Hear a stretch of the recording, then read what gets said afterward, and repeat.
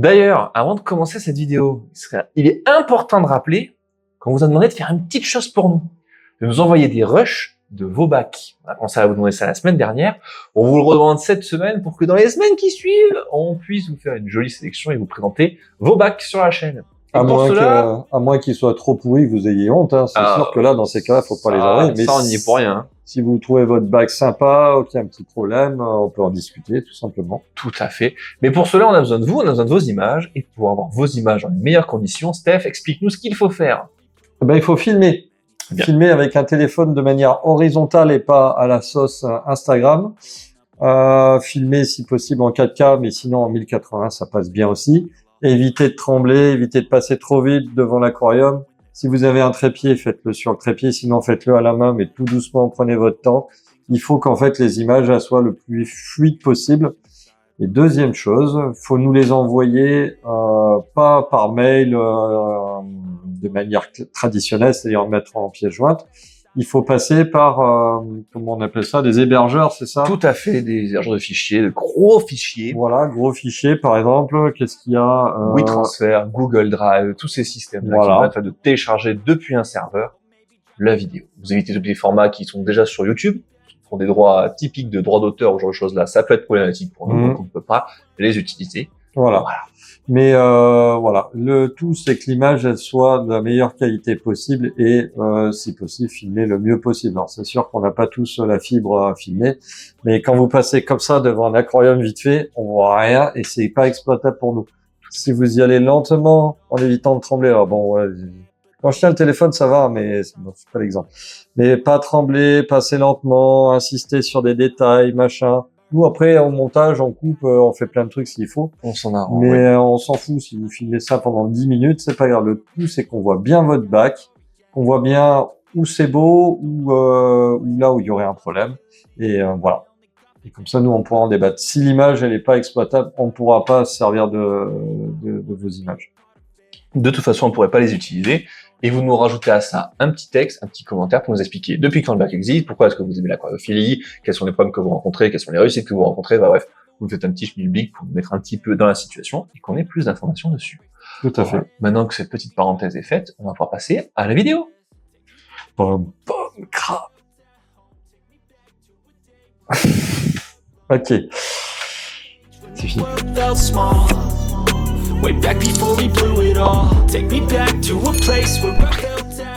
Notre petit crabe, alors on a pris des notes, en fait moi c'est juste pour le nom, Tychoniatus barbatus, comme son nom l'indique, c'est vraiment un nom barbare. Ouais, c'est bien.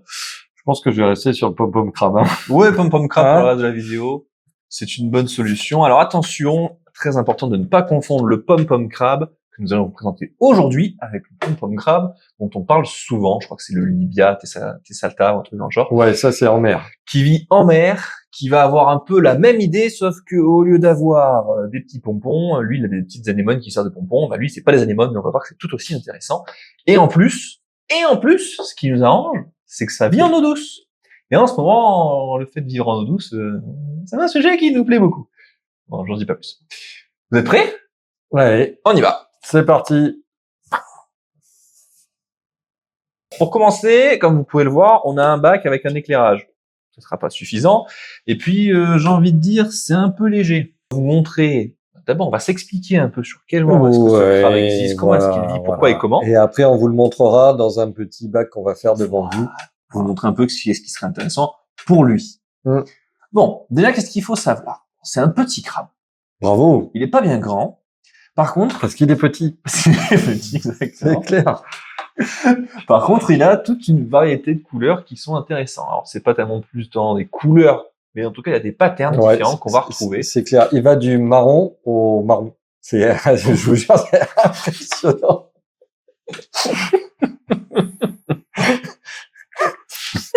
Inventé. Désolé. Alors, pour le montage, ça va être drôle. Hein. Je vais me régaler. Alors, il va plutôt, pour moi, de la crème. Du beige clair. Du café crème jusqu'au café. En passant par tous les états. C'est-à-dire qu'il y en a qui vont avoir des taches, on dirait un peu des effets un peu léopard. Tout à fait. Plutôt assimilable un peu à un fond sableux, comme tu vas voir là.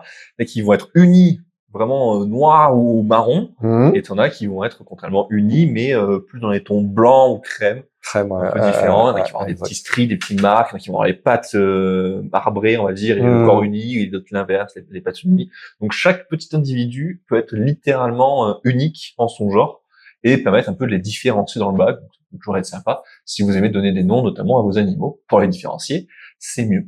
Ah, Robert, t'es là? Oh, mon petit Robert! Eh ben oui, attends, c'est important. Ben oui, hein. Avec ça, vous allez retrouver une espèce donc qui vient plutôt, comme la plupart des espèces d'ailleurs qu'on a en invertébrés, plutôt sur des espèces d'Asie, Asie du Sud notamment. Il va leur falloir quand même une température d'eau suffisante pour vivre. Vous voyez, sur une plage entre 24 et 26, on peut l'élargir un peu plus large, entre 20 à 28, 20, voilà, 20, 28. c'est une bonne tolérance. Quelques journées à 30 degrés pendant l'été, ça leur fera pas tant de mal que ça, mais on évitera de la tenir sur de trop long terme, comme la plupart des espèces. Tout à fait. Qu'est-ce que tu nous conseillerais pour venir un peu recréer son biotope, un peu retrouver son image, dans quel milieu le mettre? D'abord, son mode de vie. C'est un crabe qui aime bien, alors fouisseur, on le donne comme fouisseur, mais c'est pas un crabe qui creuse des galeries. Il va se mettre juste un petit peu sous la couche de substrat, histoire de se camoufler. D'où sa couleur que vous voyez en image. Donc ça peut se confondre un petit peu avec ce type de sable. Alors, il faut pas un sable trop fin, donc plutôt du 2-3 mm, ça va très bien. Il va se mettre dedans, il peut aussi chercher son alimentation, donc ça on y reviendra après plus tard. Voilà, donc déjà un substrat comme ça. C'est aussi un grimpeur. Problème, c'est qu'un bac ouvert, alors là on le fait pour la démo, mais nous les bacs ils sont couverts de chez couvert. Il est capable de grimper par le bord du bac, par le filtre, par les câbles, etc. Donc attention, couvrez bien le bac, il a tendance à se carapater. C'est pas une japonica, mais quand même. Voilà. Ensuite, dans son régime alimentaire, il est omnivore, il mange tout.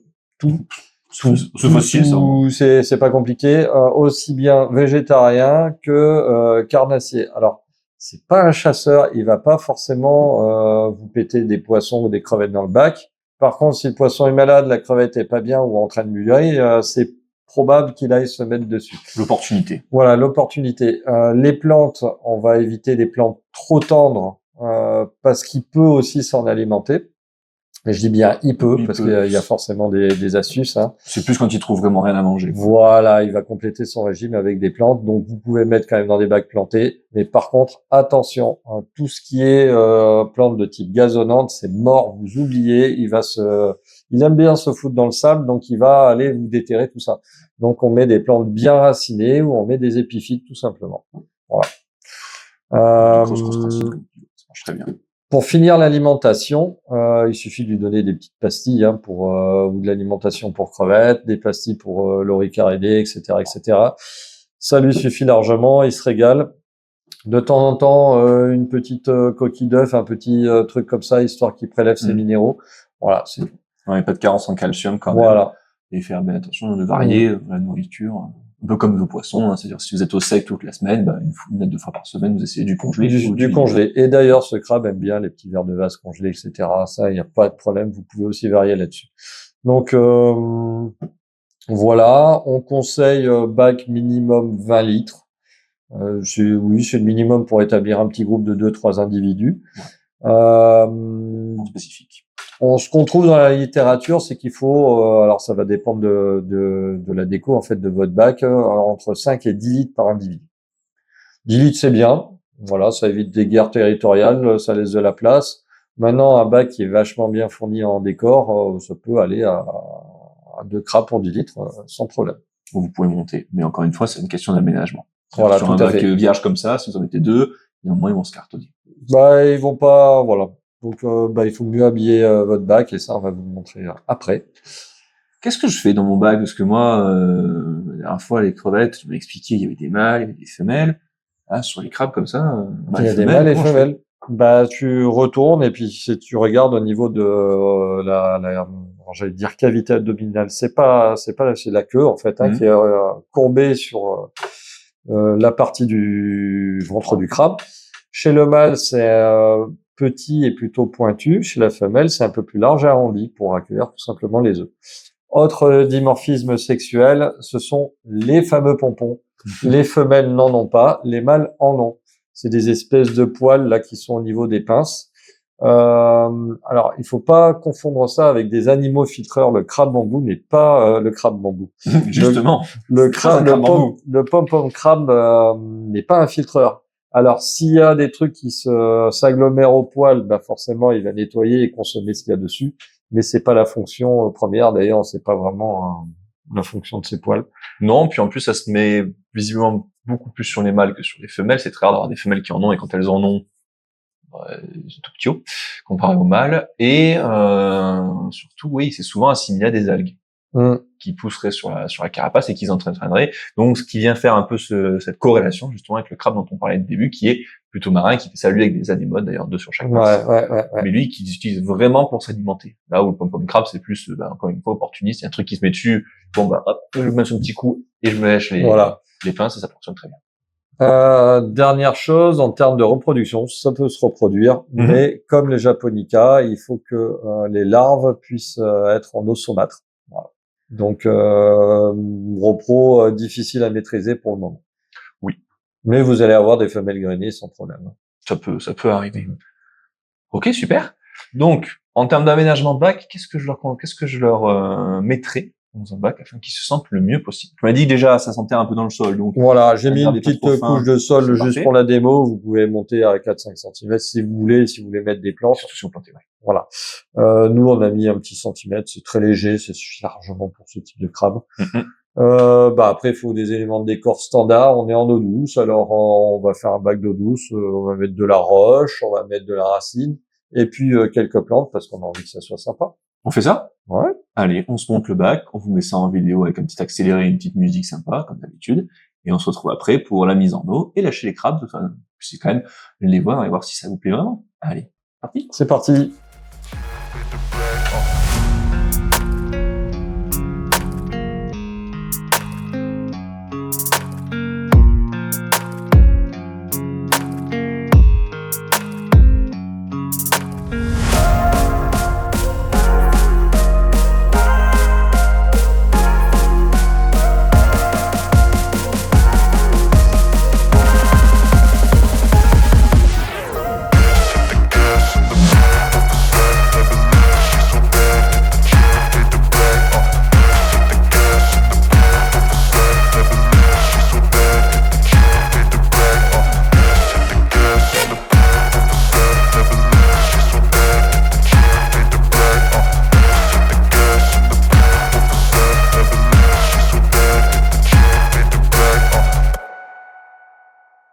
Alors, tu veux présenter un peu les plantes? Bah ouais, j'ai mis 2-3 plantes un peu sympas. Bon, on a mis comme d'hab un peu des aridarum, on a mis un petit peu de bucéphalandra. Ouais.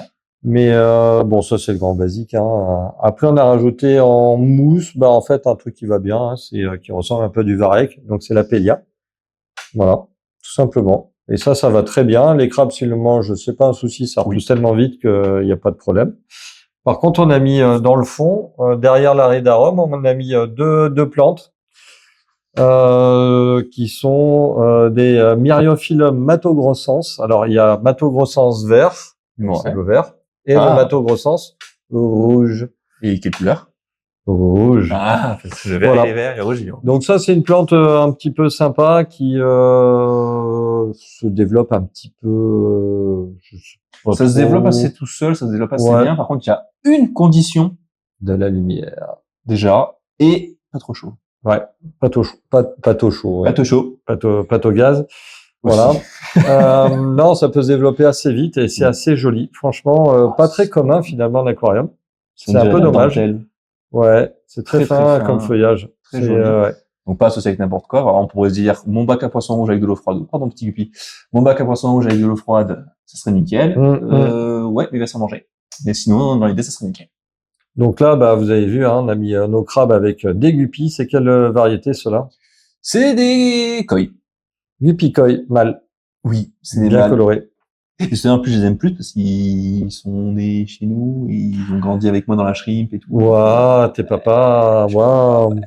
Voilà. Donc vous avez vu, bon, le bac est tout petit, hein, donc c'est pas, on vous conseille quand même de faire ça dans un bac un peu plus grand. C'est un peu le type de décor. excepté ça sort pas bien, c'est mal. Ouh. Ouais. Le fil, va falloir bien le coincer et mettre votre couvercle, etc. Donc, faites attention au risque d'évasion. Sinon, vous avez vu le type de hardscape, hein, rien de sorcier. C'est fait en 2 secondes. Un peu de roche, un peu de racine, vite fait. Des plantes. Quelques plantes. Résistantes. Voilà. Et puis en avant. T'as une plante méga rare. Ah oui, oh, bah oui, mais j'en ai pas parlé, vas-y, bah parle-en, oui. là. Eh ben, il s'agit tout simplement, alors, je sais pas si vous la verrez d'ici, elle est juste devant le myriophyllum. Ouais. Mais bien entendu, vous avez les plans, vous à l'image en plus. Il s'agit donc d'un microzorum. Mais déjà, les microzorum, il y en a plein. Ouais, il y en a plein. Mais celui-ci, il est variegata. Et ça, Steph, les plantes variegata, c'est ton dada. Moi, c'est mon dada. Et je sais que les collectionneurs de plantes, c'est votre dada. Ouais, on va dire que c'est un peu des sélections un peu nouvelles, pas très communes. Ah oui, non. Donc voilà, variegata, en fait, c'est des taches blanches qui apparaissent sur le feuillage. Voilà. Là, sur les bords, essentiellement, vous avez exactement le contour qui dirait une flamme, hein, blanc. Ouais. Et puis, on a une autre variété qu'on n'a pas mis là, mais qui est très jolie aussi. Je crois que c'est la mint, vous appelez ça? Ouais, mint. De plantes. Donc, pointillé, c'est une sorte de variegation, mais sous forme de petits pointillés. Splendide. Voilà. Donc voilà, si vous aimez les plantes, vous aimez les collectionner, maintenant vous avez des raisons de collectionner les plantes. Sous l'eau également. Donc, exactement. À vous lancer. Eh ben, sympa, très cool ce bac. Donc on vous rappelle, un paramètre assez simple, idéalement une eau légèrement basique, c'est ce qu'il y a de mieux. C'est quand même des crabes qu'on va retrouver aux embouchures des fleuves, donc avant de se jeter dans la mer. Donc les paramètres d'eau vont être de neutre, on va dire 6-8. Jusqu'à 7-5 dans ces eaux-là. Ouais, voilà. Après, en termes de dureté, il n'y a pas vraiment de règle absolue. Faut pas que ça soit trop doux, faut pas que ça soit trop dur. On va se baser un peu comme ce qu'on a sur les crevettes, hein, on en a pas parlé, mais c'est vrai que, voilà.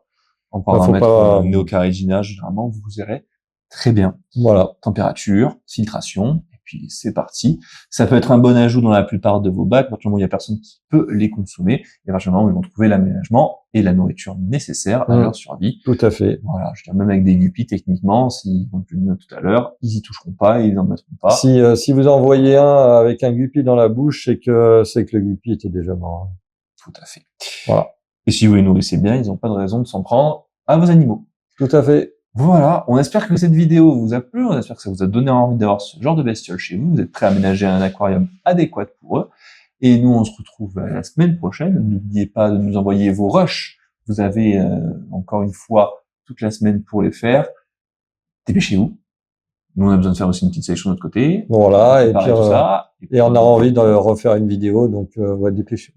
Ouais, envoyez, bombardez, montrez-nous vos projets. Tout à fait. Si vous avez des projets un peu particuliers, n'hésitez pas à nous mettre un petit peu dans le mail en mode, bah voilà, j'ai toute, comme on avait vu déjà, toute une pièce et tout, ça nous intéresse. Ah ouais, si vous avez une shrimp room ou une pièce dédiée à ça. Faites-nous rêver, on peut faire des vidéos spécifiques dessus, on peut faire des shorts, faire plein de formats. Et puis peut-être même des lives un jour. Ça arrive, j'y bosse. Merci à vous. Et puis, à dimanche prochain. Allez, ça marche. Let's go! Let's go!